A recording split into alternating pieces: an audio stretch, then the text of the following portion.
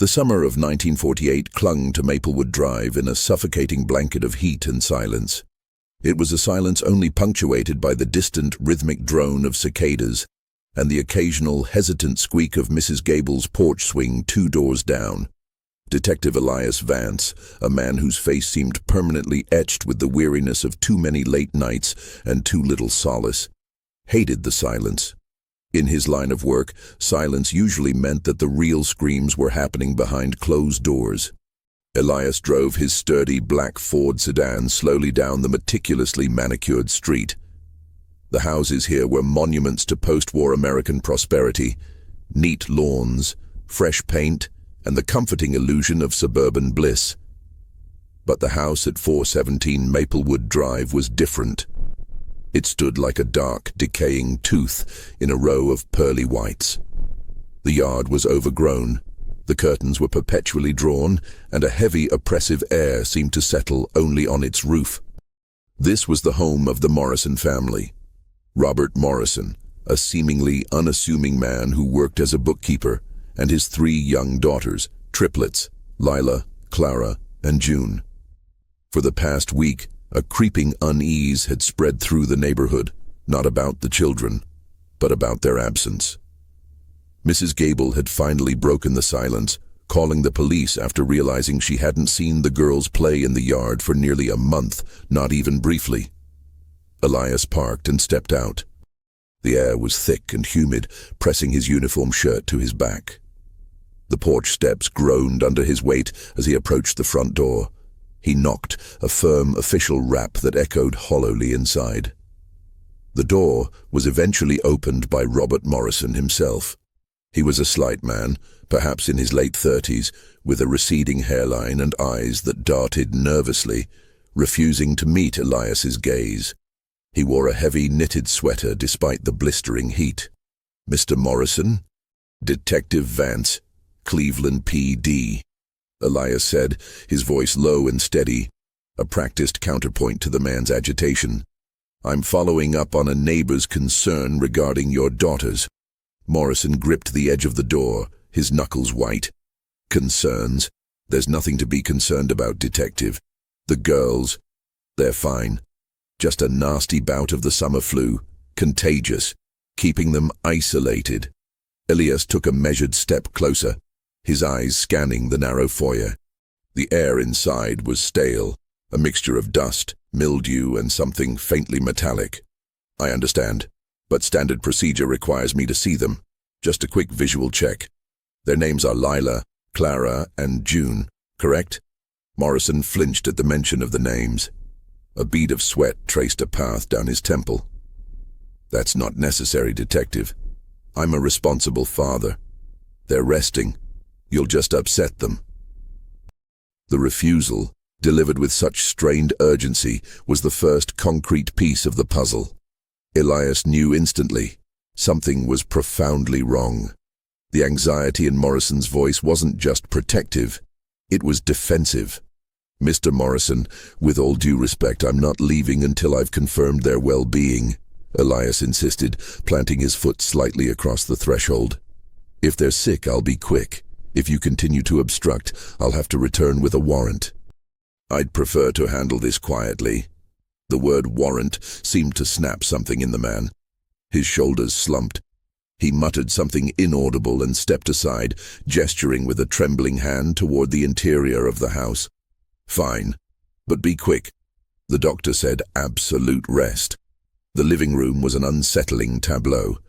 Everything was covered in thin, white dropcloths, giving the room the appearance of a tomb or a house prepared for a long, indefinite absence. There were no photographs, no trinkets, and most disturbingly, no toys. No sign that 3 5-year-old girls lived here. "Where are they, Mr. Morrison?" "In their room," Elias asked, moving slowly toward the back of the house, his hand subtly resting on the service weapon holstered at his hip. "No, not upstairs," Morrison mumbled, trailing behind him, his breathing ragged. "It's cooler, in the basement. They're down there, less light for their headaches." Elias stopped dead at the top of a narrow wooden staircase that led down into the gloom. The air coming up was heavy and damp, and it carried a faint, barely perceptible odor, earthy, metallic, and sour. He looked back at Morrison, whose face was a mask of strained composure. "Show me," Elias commanded. Morrison descended first, fumbling for a pull-chain light switch. The single bare bulb that flickered on did little to dispel the shadows. The basement was a claustrophobic space. One side was devoted to a furnace and a pile of coal, the other side to shelves stocked with canning jars. But in the center of the room, built into the concrete floor and secured by a heavy rusted metal latch and a padlock, was a small wooden door. It was no larger than a hatch leading to a cistern built flush into the floorboards near the base of the central support beam. The wood was old, scuffed, and utterly out of place. Elias stared at the door. It wasn't just closed.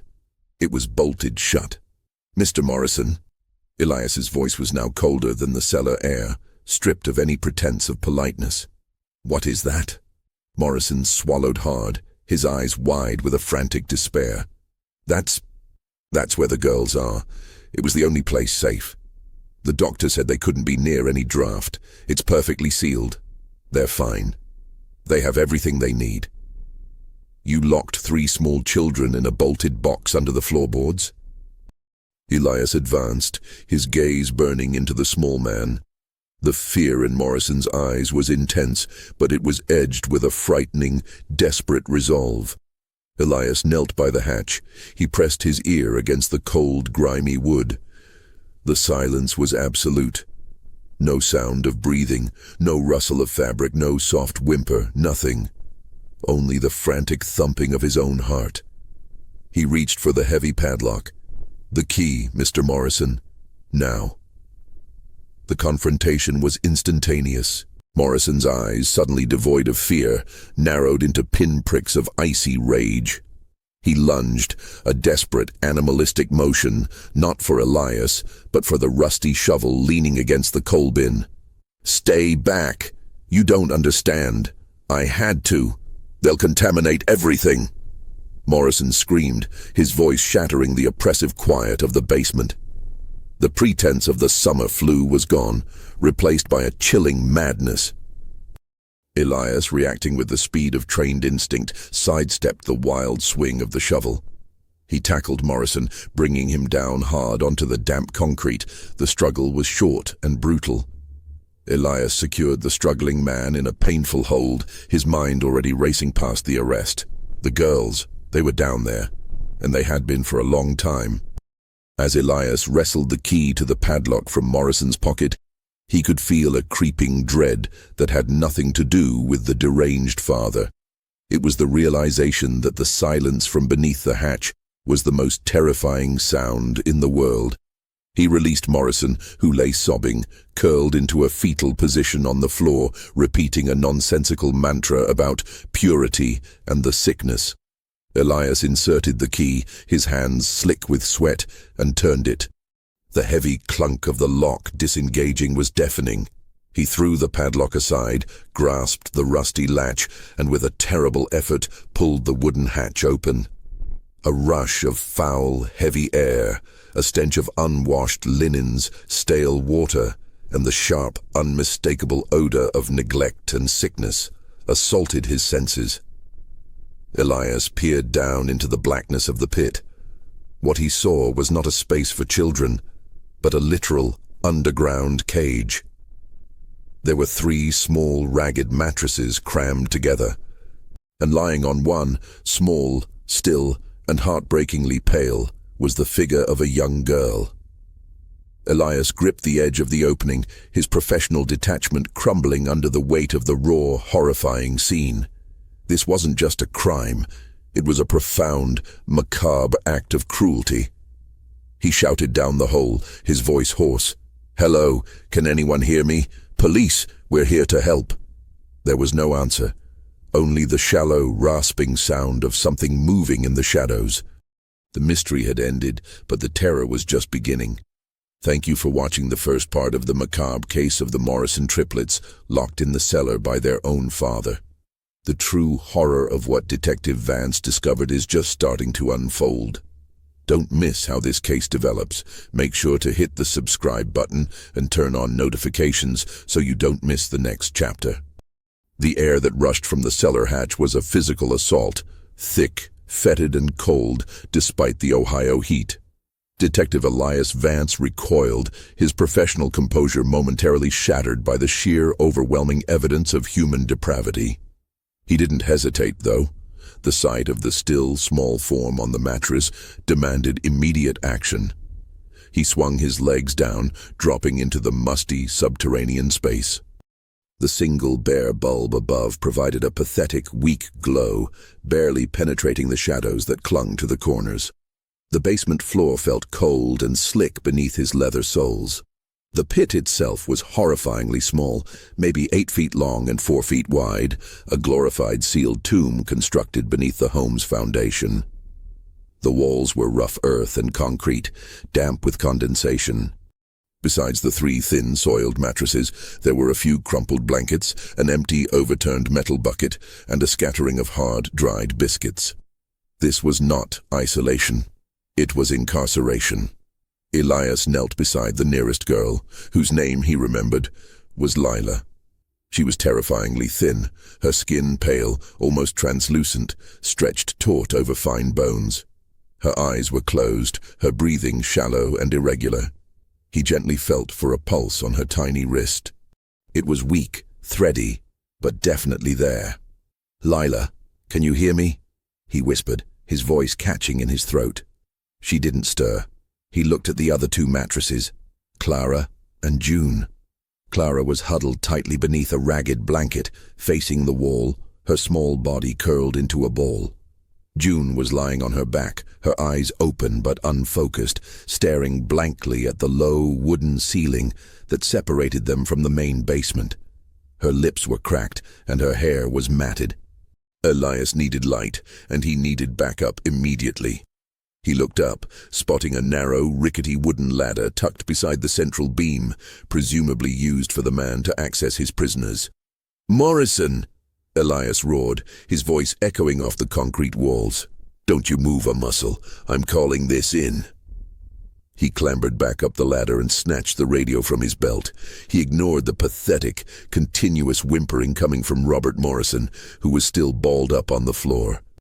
"Vance to dispatch. I need an ambulance and immediate backup at 4117 Maplewood Drive. Priority 1, medical emergency, 3 juveniles. I have the suspect in custody. Repeat, 3 injured juveniles, basement level." He didn't wait for the confirmation. He ran to the main telephone in the kitchen and called for Dr. Harold Jenkins, the precinct physician who specialized in trauma cases, specifically requesting him. Jenkins was a meticulous man who would understand the need for careful documentation. Returning to the basement, Elias focused solely on the girls. He descended again, pulling a small, heavy-duty flashlight from his belt. The beam cut through the gloom. He shone it carefully around the confines of the cell. "I need to get you out of here, girls," he murmured, his voice gentle but firm. He approached Clara first, the girl huddled under the blanket. As he touched her shoulder, she let out a piercing, non-verbal sound, a high-pitched shriek of pure terror, not pain. She recoiled violently, scrambling backward until her head hit the damp concrete wall. Hey, it's all right. I'm a police officer. My name is Elias. I'm here to help you," he tried, holding his hands up to show they were empty. Her eyes, when they finally flickered open, were wide, black pools of terror. She didn't look at him. She looked past him, or perhaps through him.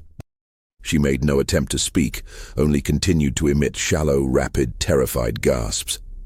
Her reaction wasn't normal fear. It was trauma-induced dissociation. June, the girl with the vacant stare, was next. When Elias bent over her, she didn't react at all. He checked her pulse again, then gently lifted her small, clammy hand. He noticed something small and dark clutched tightly in her palm.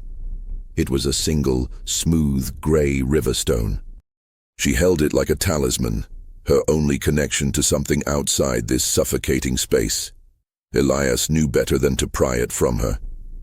He focused on Lila, whose breathing seemed to be failing. He realized the metallic smell he had detected earlier was faint blood, likely from open sores or severe malnutrition. He heard the distant wail of sirens growing closer. He grabbed the small, overturned metal bucket. It was empty. He searched the perimeter of the pit, his flashlight beam revealing a crude, handwritten schedule taped to the underside of the floor joist directly above the cage. 7 a.m., water 1 cup. 12 p.m., rest, no noise. 5 p.m., biscuit 1 each. 8 p.m., sleep, no noise. Sickness, no water. The last line sent a shockwave of cold fury through him. The man hadn't just confined them, he had enforced a regimen of near starvation and punitive dehydration. The summer flu was a lie, a cover for his own sadistic control. The back door upstairs burst open, followed by the heavy, hurried footsteps of Detective Frank Riley and Dr. Jenkins. "Vance, where are you?" Riley shouted. "Down here. Send the doctor first, and bring a blanket. Now." Riley, a huge man with a booming voice, appeared at the top of the ladder, staring down at the scene. He looked horrified, momentarily speechless. "Doctor." Jenkins, a slight man with spectacles, pushed past him and descended quickly. Jenkins took one look at the girls and swore under his breath, a rare expression of emotion from the usually stoic physician. "Severe malnutrition, Detective. Likely dehydration and profound shock. We need to move them gently." They carefully lifted Lila, wrapping her in the clean, heavy blanket Riley lowered down. As they did, Elias noticed a small, distinct scar on the inside of her left forearm, a thin white line. It was an anomaly in the landscape of her wasted flesh. The slow, painstaking process of removing the 3 severely traumatized near-catatonic children from their underground prison began. As they worked, Elias glanced at Robert Morrison, still whimpering on the floor, restrained by Riley's backup officer. "Why, Morrison? Why them?" Elias demanded. Morrison didn't look up. He only repeated the same chilling phrase in a dry, rasping whisper, his eyes fixed on the empty space where the hatch had been. They were tainted. They weren't clean. The house had to be pure. The house had to be pure. Elias turned away, sickened. The taint was likely nothing more than the natural chaos and noise of children. Morrison hadn't locked his children away because of a crime they committed, but because of a sick, hyper-focused obsession with control and cleanliness that had curdled into lethal psychological abuse. The horror was not in the supernatural, but in the monstrous simplicity of human madness. The macabre case of the Morrison Triplets was about to become a national nightmare, and Elias knew they had only scratched the surface of the father's meticulous cruelty. The immediate aftermath was chaos.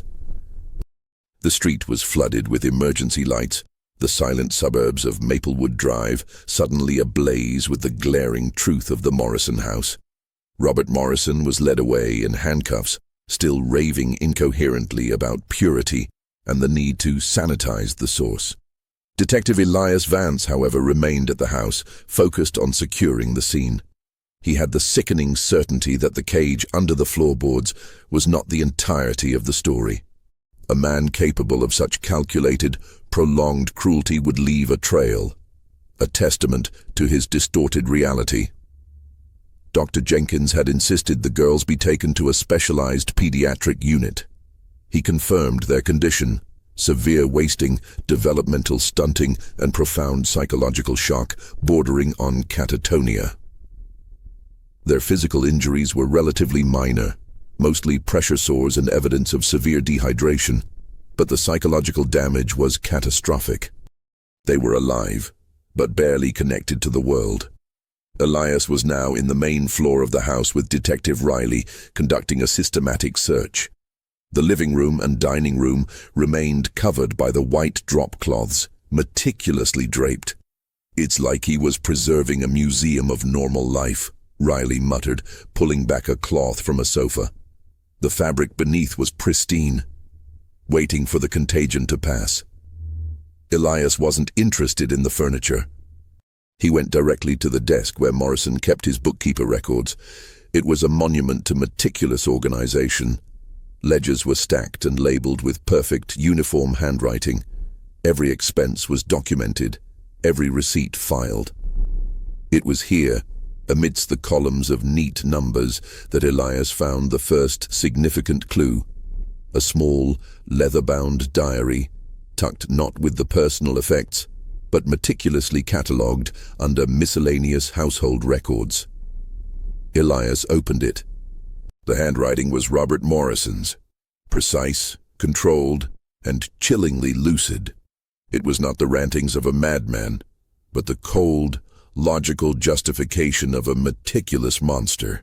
The diary wasn't a confession. It was a daily log of his descent. The entries began shortly after the triplets' 5th birthday, approximately 6 months prior. March 4th. The noise has become excessive, a constant disruption. The natural order of the home is compromised. They are developing personalities which are merely defects waiting to manifest. March 10th. Their natural curiosity led them to smear mud across the kitchen floor, a contamination. They do not understand the necessity of the order. Punitive isolation must be considered to correct the flaw. April 1st. Construction of the lower chamber is complete. It is sealed, dry, and clean, a perfect environment for correction. It is necessary to remove the source of the disorder to restore purity to the home. The diary continued, detailing the transition of the girls into the basement prison. It even included a chillingly precise inventory of the meager supplies he provided, justifying each reduction as a measure to reduce waste and excessive sensory stimulation. He documented their weight loss and their declining responsiveness, not with pity, but with detached clinical observation. He treated them like a science experiment, Riley said, peering over Elias's shoulder, his face pale with revulsion. He engineered their suffering. Elias flipped further, stopping at an entry marked "The Mark." May 15th. Lila has proven the most resistant to the correction. Her spirit is loud. When she tried to scratch the wood of the upper seal, I administered a reminder of the importance of silence. The mark must serve as a perpetual reminder of her imperfection. Elias remembered the thin, white scar on Lila's forearm. Morrison had physically marked his daughter to enforce his tyrannical control. But the most critical piece of information came from the architectural drawings Riley found tucked inside a blueprint of the house. Morrison hadn't just built a cell, he had modified the house to facilitate his control. The drop cloths, the drawn curtains, they weren't just cosmetic, they were part of the system. "Look at this, Elias," Riley pointed to the plans. "The ventilation. He sealed off all the upstairs vents. The only airflow is restricted to his bedroom and the back utility room. And the cellar? There's a subtle, almost invisible duct leading from the furnace room down to the far end of the pit. It's a single, narrow pipe. Not for air, necessarily. Maybe for listening." The meticulousness was astounding. Robert Morrison hadn't locked his children away and forgotten them.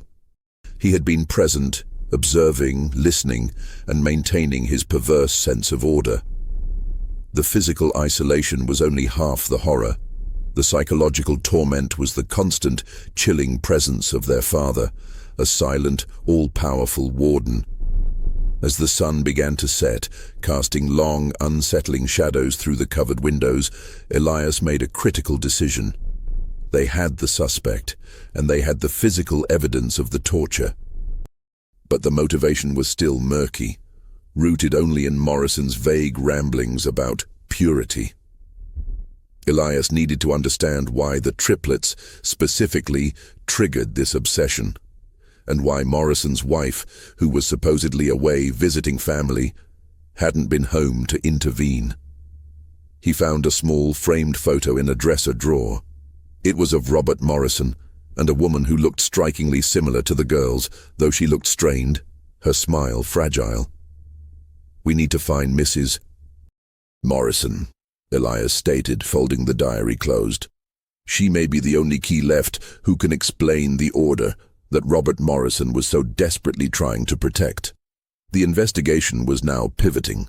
It was no longer about a rescue, but about unearthing the long, slow psychological descent of a seemingly ordinary man, and the family secrets buried deep beneath the veneer of suburban perfection. The search for Sarah Morrison, the girl's mother, began immediately. According to Robert's initial statement, she had left for a lengthy visit to her sister in Indiana several months prior, before the girls were confined. Elias found a handwritten note on the kitchen counter, claiming to be from Sarah, thanking Robert for letting her go. The note, however, felt manufactured. The handwriting was too neat, too similar in style to Robert's meticulous ledgers. Elias instructed Riley to send a wire to the Indiana State Police. Find the sister. Verify if Sarah Morrison ever arrived, Elias ordered. While waiting for a response, Elias decided to follow a lead from the diary. Morrison had mentioned his place of work, Crosby & Sons Accounting, a staid, conservative firm in downtown Cleveland. Elias knew that a man with such a deeply rooted obsession with order and control would project his neuroses into every aspect of his life. The next morning, Elias visited the firm. Mr. Crosby, a frail, nervous man, met him in his office. Robert Morrison, a very efficient man, Detective. Almost unnervingly so, Crosby admitted, adjusting his tie. His records were impeccable, never a mistake. Did he ever exhibit any unusual behavior?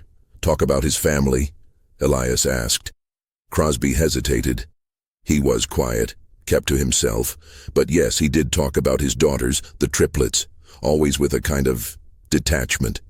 He referred to them as the unit, or the 3 items. It was odd, but we dismissed it as a coping mechanism for managing 3 identical children. Elias showed him the diary excerpt about the order and purity. Crosby's face paled further.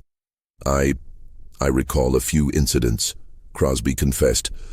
One day, a junior accountant accidentally spilled coffee on one of Robert's closed ledgers. Robert didn't yell.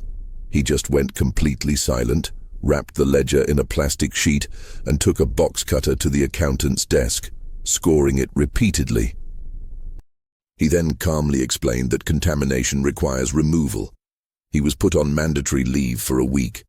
He came back with no apology, simply stating that the order has been restored. The obsession was not new. It had been simmering for years, only contained by his workplace structure. The birth of the triplets, the ultimate source of domestic chaos, had been the catalyst. Back at the precinct, Riley burst into Elias's office with a telegram. Indiana police confirmed it, Elias. Sarah Morrison never showed up at her sister's place. She called once, a brief, muffled conversation a few months ago, saying she was delayed and sounded incredibly stressed.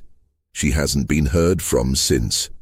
The knot in Elias's stomach tightened. The confinement of the girls was suddenly looking like the final phase of a much darker, longer-term crime. He didn't send her away, Frank. He made her vanish, Elias stated, his voice grim. Morrison was obsessed with eliminating sources of disorder. Sarah was the first, and the girls were the last. They returned to 417 Maplewood Drive with a new search warrant, this time for evidence of a missing person. They meticulously combed the entire property, tearing apart the walls, pulling up the floorboards, and excavating the garden. Hours passed. The house was giving up its secrets reluctantly. They found no physical evidence of human remains, no blood, no signs of a struggle. Robert Morrison was too meticulous for that.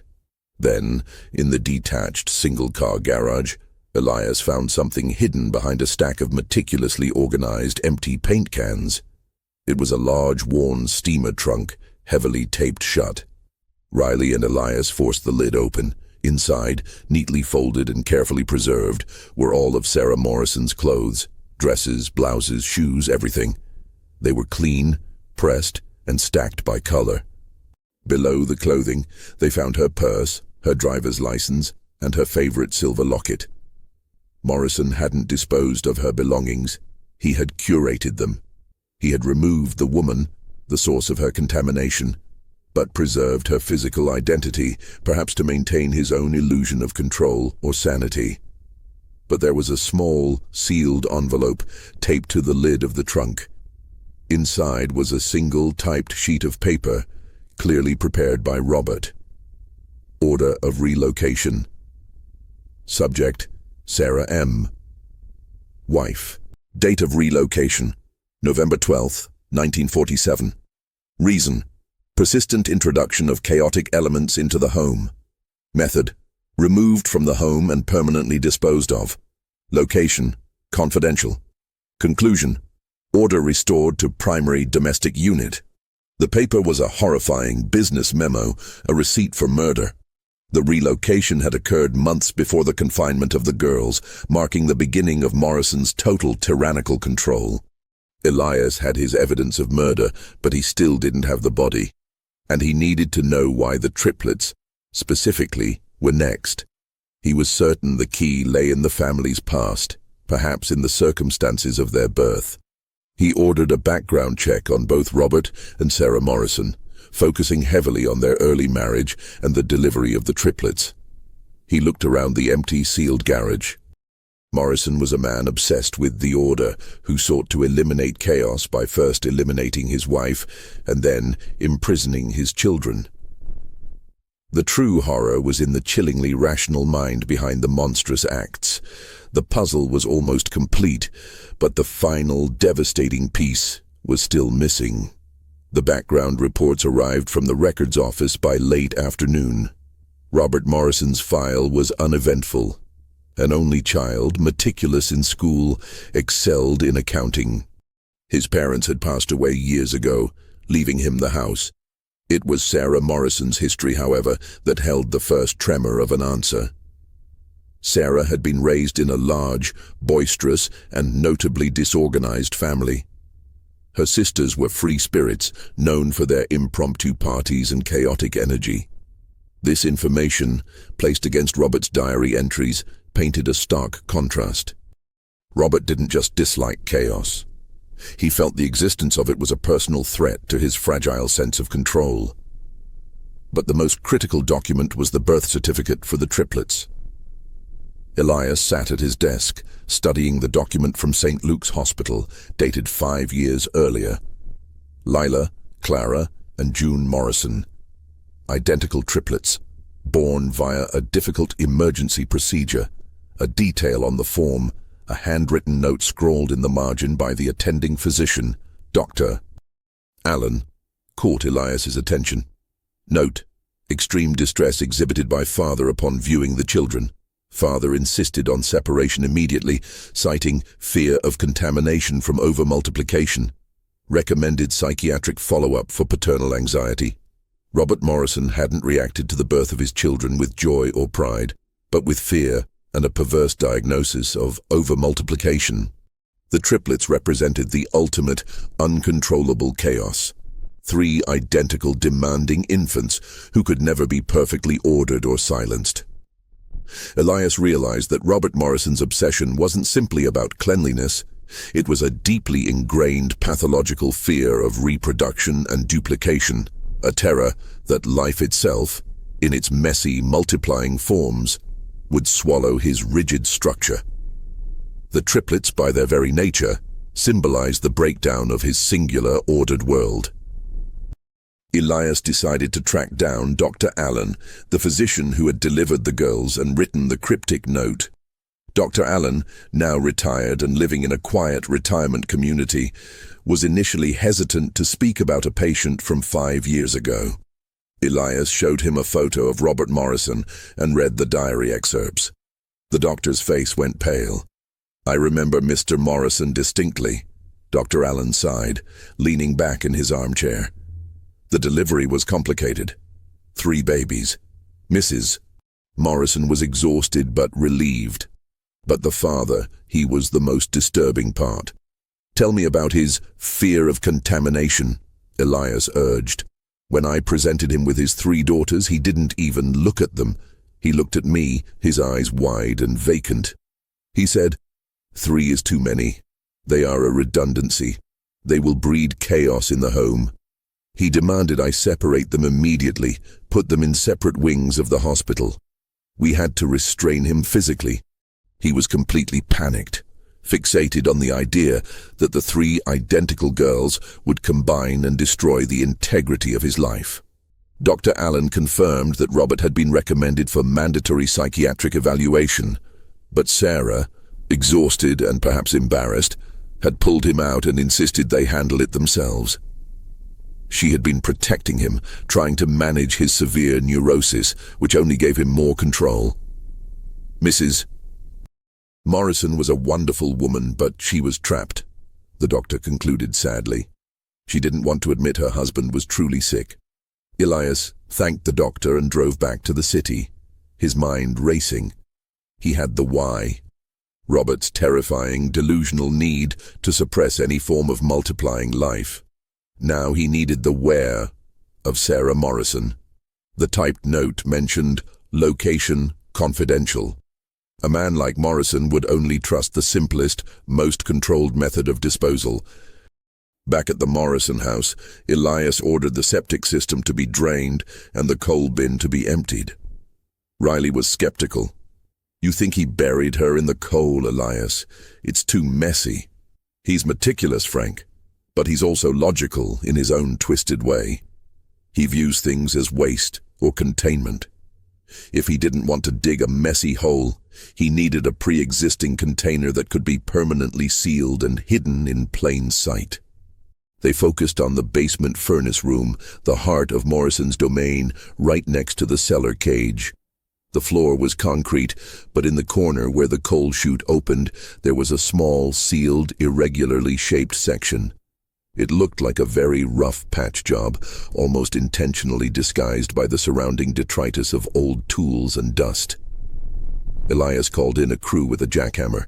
The noise was deafening as the concrete dust filled the already stale air. After 20 minutes of brutal work, the crew managed to break through the patch. Beneath the newly poured concrete patch was a space about 5 feet deep, and within that space, sealed with a layer of thick, dark plastic, was a large metal drum, the kind used to transport industrial solvents. It had been meticulously welded shut. Elias felt a heavy sense of finality. "That's her, Frank." He encased her in a barrel, sealed her, and poured concrete over it. A perfect, contained, and permanent solution for the source of disorder. The body was recovered, confirming the worst. Sarah Morrison had been murdered months ago, her relocation providing Robert the final, undisputed authority to implement the order upon his daughters. The full macabre extent of Robert Morrison's psychological tyranny was finally revealed. Elias now had all the pieces, but the case wasn't truly closed until the victims spoke. With Robert Morrison detained and charged with the murder of his wife, Sarah, and the aggravated torture and confinement of his 3 daughters, the public spectacle began. The news coverage was sensational, painting Morrison as the quintessential suburban monster, a chilling anomaly in the post-war American dream. For Detective Elias Vance, the real work was now focused on the 3 small victims, still hospitalized and largely unresponsive. He visited them daily, not as a detective, but as a silent observer, hoping to find a flicker of comprehension, a thread of normalcy to pull. The girls were in separate, sterile rooms. The hospital staff had noted a disturbing lack of reaction to almost all external stimuli. They didn't cry, they didn't play, and they didn't speak. Lila, the girl with the loud spirit and the mark on her arm, showed only a persistent, low-grade irritability, flinching violently if any nurse made a sudden movement or spoke too loudly. She constantly traced the scar on her arm, a silent acknowledgement of her father's control. Clara remained curled in the fetal position, often staring into the distance, responding to no one. Her trauma was a deep, protective shield. June, the girl who held the river stone, was the most unnerving. She would occasionally rock slowly back and forth, her eyes still vacant. but her lips would move silently, reciting something inaudible. Elias sat by June's bedside.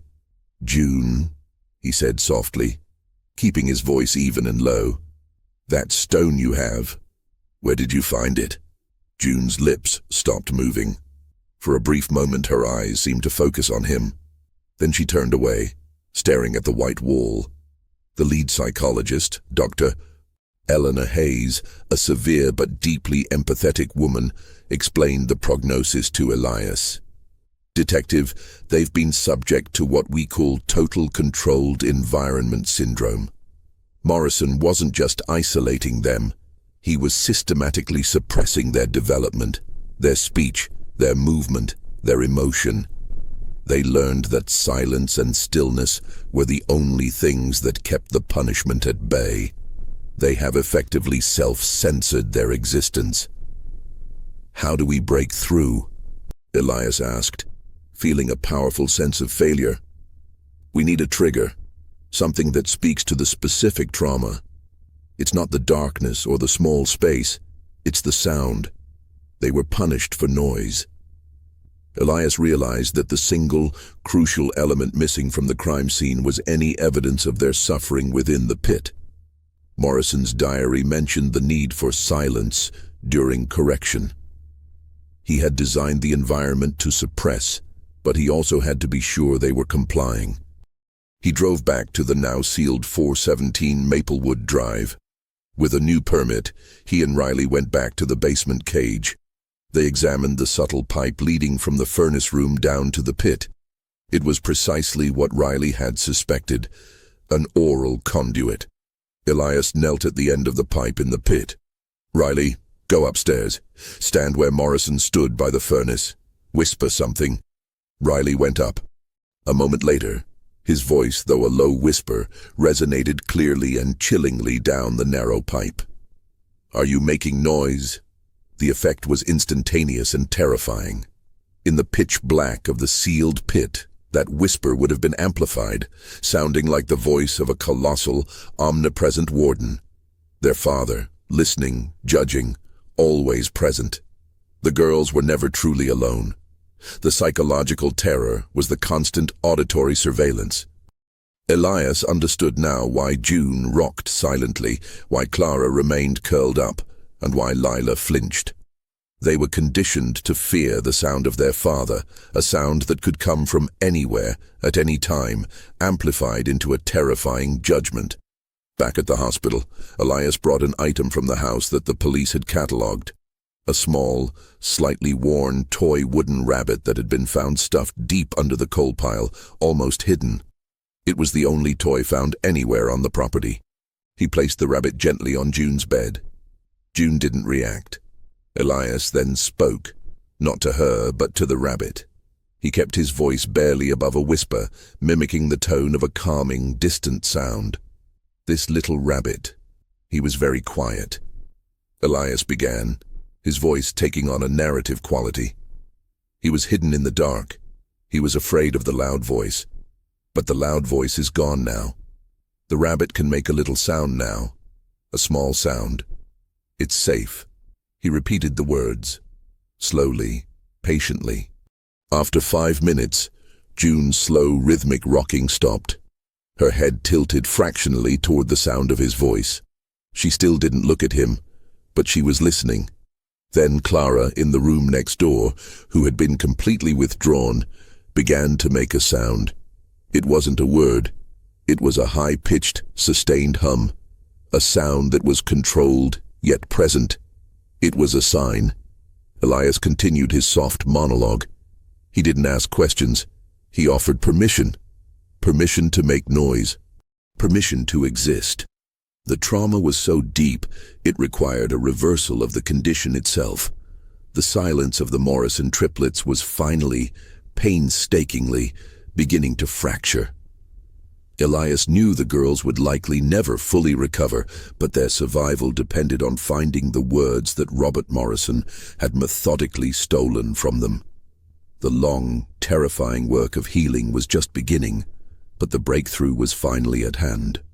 The small, hesitant sound Clara emitted was the spark that ignited the recovery. Dr. Hayes immediately seized on Elias's method, creating a therapeutic environment centered on low-volume, non-judgmental sound. They played soft, continuous music, used gentle, rhythmic breathing exercises, and encouraged the nurses to speak in soft, narrative whispers, never asking direct questions. Elias continued his daily vigil, always starting with the wooden rabbit, still on June's bedside table. "The rabbit is safe," Elias would whisper. "The house is gone. The loud voice cannot hear you now." Lila, the strongest personality, was the first to communicate non-verbally. One afternoon, as a nurse was quietly adjusting her IV, Lila's hand shot out and clamped onto the woman's wrist, her eyes, usually darting or vacant, fixed on the nurse's face with intense, focused concentration. The nurse gently smiled, holding her breath. Lila released the wrist, then used her fingers to trace the lines of the nurse's own wristwatch. She was asking, in the only way she knew how, for time. The nurse quietly stated the time. Lila immediately released her, satisfied. She wasn't asking for food or comfort. She was asking for order. Robert Morrison had enforced his schedule, and in the chaos of the hospital, Lila was trying to enforce her own small measure of control. Clara, the middle girl, began responding to the music. Dr. Hayes noticed that she would visibly relax when a particular piece of classical piano music was played, a gentle, repetitive sonata. It was a form of controlled, predictable noise, a musical antidote to the terror of random, amplified whispers. The breakthrough with June came a week later. She was still clutching the river stone. Elias was in the room, quietly reading a child's storybook about a quiet forest. And the little bird chirped, "Peep, peep, peep," Elias read, his voice a low, soothing drone. June's lips began to move again. This time, Elias leaned closer, listening intently. It wasn't the sound of her lips pressing together in prayer or silence. It was a repeated, fragmented syllable, RRR. Elias paused his reading. "R? What is R, June?" She looked at him, her eyes finally clear, holding his gaze for a precious second. She slowly lifted the river stone she had been clutching for months, rolling it back and forth in her palm. Then, in a dry, raspy voice, the first sound that was not a shriek or a hum, June spoke a single, complete word. Rock.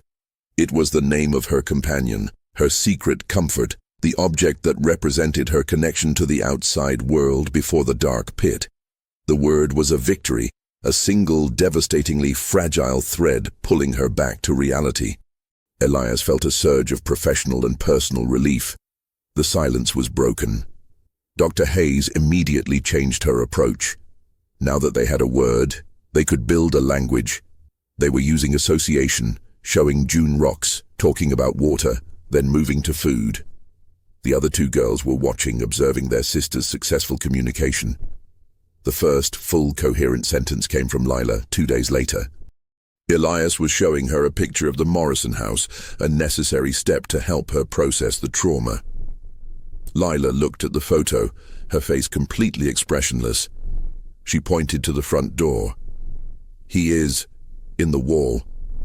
Elias felt a cold chill.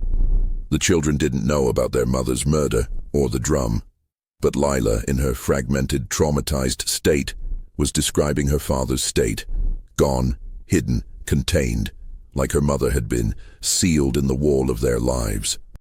Elias realized that the girls, in their sensory deprivation, had not just internalized the horror. They had subconsciously observed and processed their father's descent and his actions, even without full understanding. The case was moving from the courtroom to the psychological examination room. Robert Morrison was undergoing psychiatric evaluation, but he was still ranting about the order. His trial would be complex, centering on insanity versus calculated malice. Elias's personal focus remained with the girls. Their fragile stability was the most important outcome. He knew their testimony would never be admissible in a traditional court, but their recovery was the only true justice. He had to ensure that the small crack of light, the tiny sliver of hope they had earned, would not be sealed shut again. The silence was broken, and the long, slow, agonizing journey toward healing had officially begun. You've just witnessed a crucial turning point in the macabre case of the Morrison Triplets. The silence has been broken, but the psychological scars remain deep. What secrets will the girls reveal as they recover their voices? Don't miss the final shocking chapters of Robert Morrison's twisted story. If you've been gripped by this mystery and suspense, please take a second to hit the subscribe button below and ensure you don't miss the dramatic conclusion. The breakthrough in the girls' communication provided Elias with enough psychological evidence to confront Robert Morrison one last time before the official indictment. Elias knew that if the defense managed to successfully argue insanity, Morrison would be locked away in an institution, never truly acknowledging his crimes. Elias wanted a moment of truth, a direct, unfiltered glimpse into the monster's mind. The interrogation took place in a stark, windowless room. Robert Morrison was dressed in a clean, state-issued jumpsuit, his hair neatly combed. He sat across the table, his posture unnervingly rigid, his eyes calm, a chilling return to his professional, detached demeanor. "Mr. Morrison," Elias began, placing a small, typed copy of the Order of Relocation memo on the table. "We found this, and we found Sarah. You documented her murder with the same precision you used for your ledger books." Morrison didn't flinch. He adjusted his collar. "The document is accurate. A necessary removal of a defect in the system. Mrs. Morrison was incapable of maintaining the order. Her energy was chaotic. And your children? Your 3 daughters, Lila, Clara, and June?" Morrison's composure finally fractured, but not into guilt. His eyes hardened with fierce conviction. The girls were a redundancy. They were a multiplication error. 3 identical organisms introducing 3 times the possibility for disorder and contamination. I gave them a chance to correct their flaws in the lower chamber. I provided a schedule. I ensured that the home remained pure. Elias pushed a photo across the table, a picture of Lila's small forearm, showing the faint white scar. "You marked your daughter for scratching a floorboard. You terrorized them, Robert. You stole their childhood and their voices." "Correction is not terror, Detective. It is necessity," Morrison said, leaning forward, his voice a low, intense hiss. They had to understand that silence is control. They had to be clean, without the taint of the outside world, without the chaos of noise and growth. Elias realized the true terrifying scope of Morrison's delusion.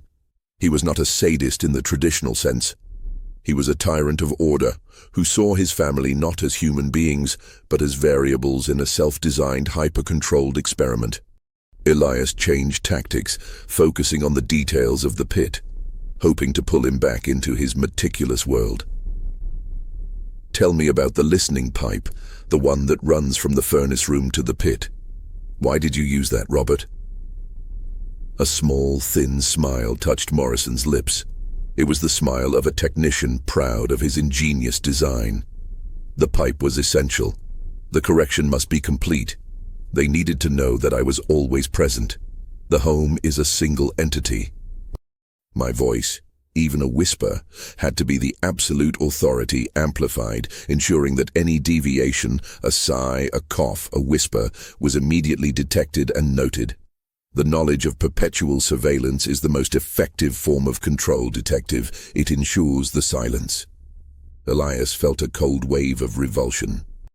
The constant magnified sound of their father's voice, a ghost voice demanding perfection in the absolute darkness, was a form of psychological torture that was far more damaging than physical abuse. "And the stone, Robert, June's stone. Why did she have it?" Morrison scoffed. "A small act of defiance before the correction was complete. They found it in the yard. Before I fully sealed the perimeter, she brought it down. I allowed it. It was merely a physical anomaly, a piece of the outside world. I let her keep it as a reminder of the disorder she was escaping. It was a controlled test of their obedience. Morrison's responses were terrifyingly consistent. Every single action, the murder, the confinement, the lack of food, the pipe, was justified by his singular, consuming need for an impossible, perfect order. Elias leaned across the table, his voice low and firm. "Lila, one of your daughters is talking now. She told us something, Robert. She said he is in the wall." Morrison's eyes widened slightly, the mask slipping completely. He didn't react to the fact that his daughter was speaking. He reacted to the content of her fragmented statement.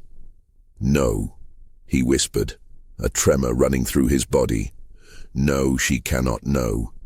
The order is threatened if she knows." "She knows you put her mother in a wall, Robert," Elias pressed. "She knows you locked the world away. You tried to erase their lives, but you failed. They are alive and they are starting to speak. Your order is over." Morrison erupted, slamming his hands on the table. "No, the girls are contaminated. They are chaos. They must be returned. The home must be purified. You cannot allow the redundancy to spread." The outburst was short-lived. A sudden exhaustion overcame him, and he slumped back into his chair, breathing heavily. Elias had what he needed. The calculated malice, the chilling logic, and the moment of panic when his control was challenged by the victim's return to reality. Morrison was not simply insane. He was a clear-eyed architect of evil, operating under a self-constructed system of delusion. The jury would see the cold logic behind the horror. As Elias left the interrogation room, the image of June clutching the riverstone and Lila's first terrifying sentence remained clear. The case was about to move to trial, but for Elias, the story would always be about the three small girls who survived the ultimate psychological war waged by the person who was supposed to love and protect them. The trial of Robert Morrison became the central spectacle of Cleveland in the autumn of 1948. The city was gripped by the horrifying realism of the case, a monster hidden not in the shadows, but in a quiet, respectable home. The prosecution's case rested on a meticulous presentation of Morrison's own evidence. The diary, the order of relocation, the custom-built cell, and the chilling oral surveillance system. The defense, led by a renowned public defender who argued passionately for diminished capacity, presented Morrison as a victim of a severe, debilitating psychological disorder.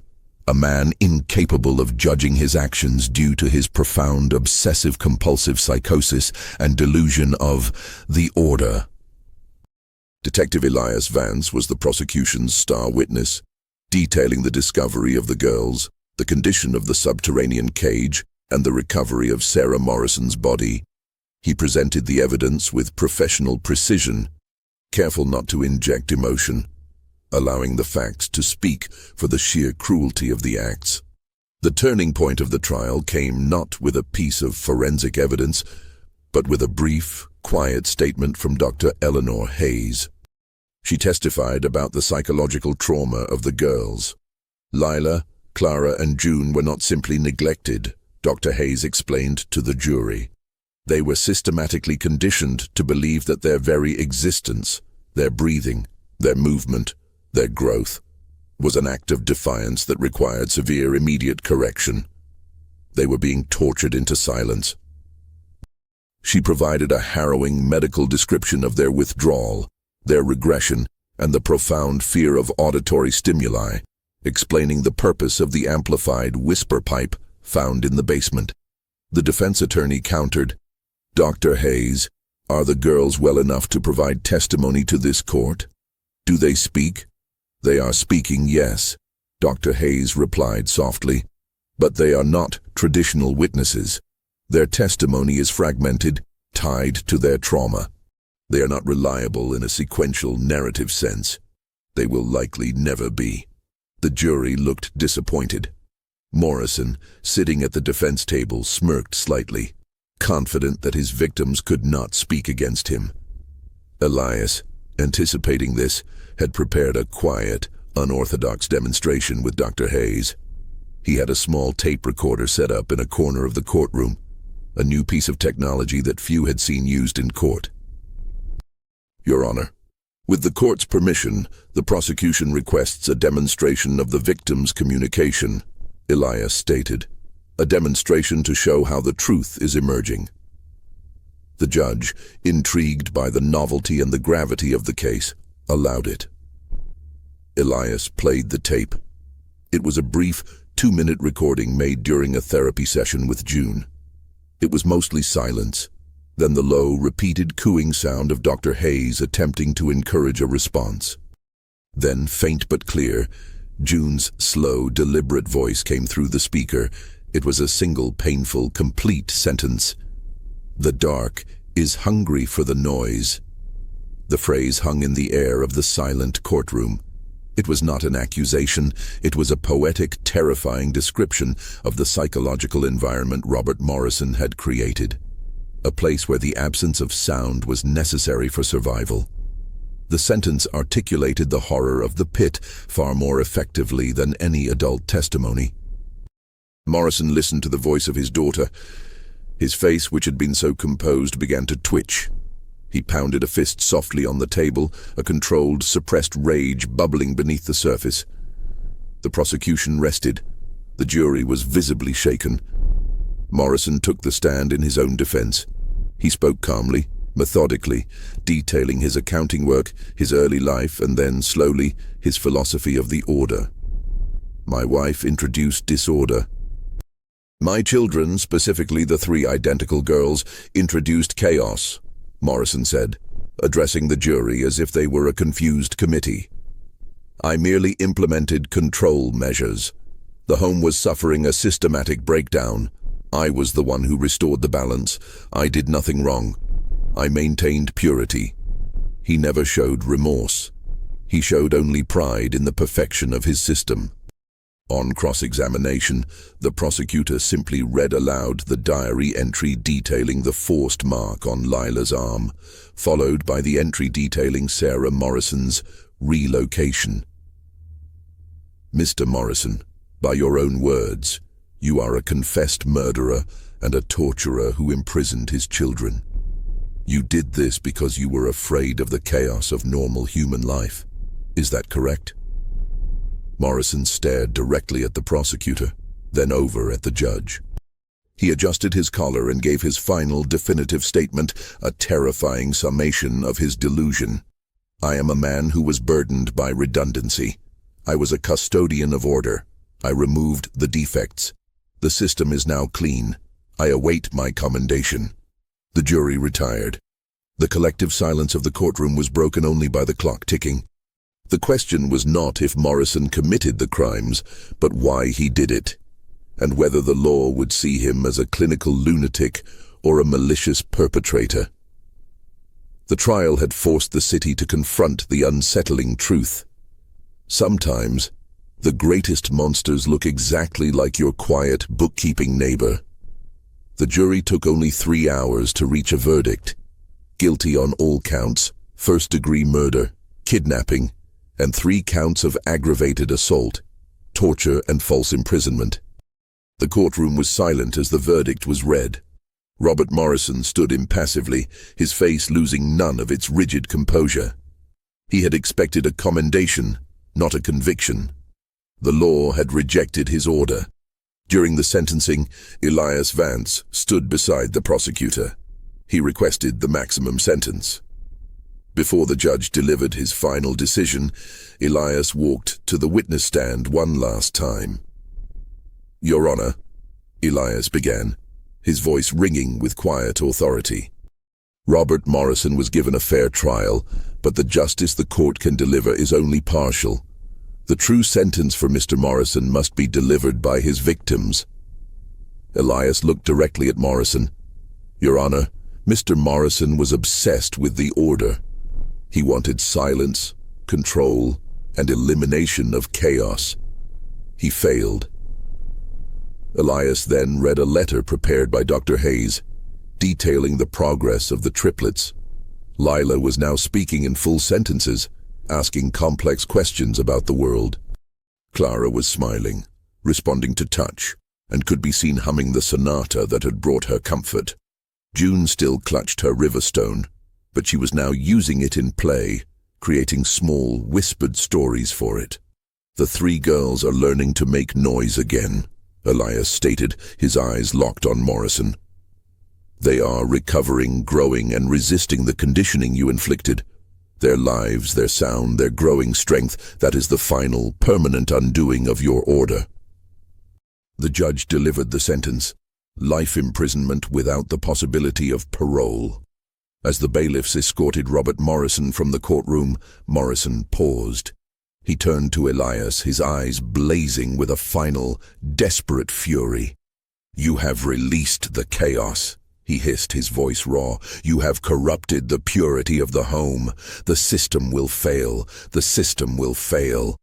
Morrison was dragged out, screaming about redundancy and the need for correction, his mask of control finally completely shattered.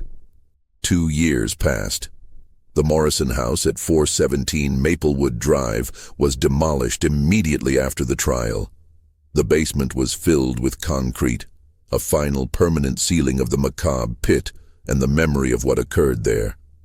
A new house, built with a bright, welcoming design, eventually replaced it. Elias Vance was promoted, though the macabre case of the Morrison Triplets remained a permanent, sobering shadow in his career. He often visited the girls at the specialized care facility. On a sunny afternoon in the summer of 1950, Elias sat on a park bench watching the triplets play. They were still physically small for their age, and the psychological scars were permanent. Lila was often anxious, Clara was overly quiet, and June still held small, smooth objects in her hands. But they were alive, and they were playing. Lila and Clara were chasing each other, their laughter ringing out, a joyous, uncontrolled sound that their father had tried to silence forever.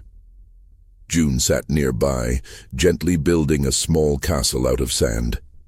She looked up and saw Elias watching. She carefully placed her river stone at the very top of her sand castle. She smiled, a full, uninhibited smile. She then stood up, took a deep breath, and shouted across the small park to her sisters, her voice thin but triumphant. "Lila, Clara, look, the castle is tall." Elias smiled. Robert Morrison had sought the perfect, quiet order. He had been defeated by the messy, beautiful, and resilient chaos of 3 small girls who had found their voices again. The whispers of Maplewood Drive were gone, replaced by the sound of children playing. The terrifying silence was over, and the enduring reality of human survival had won.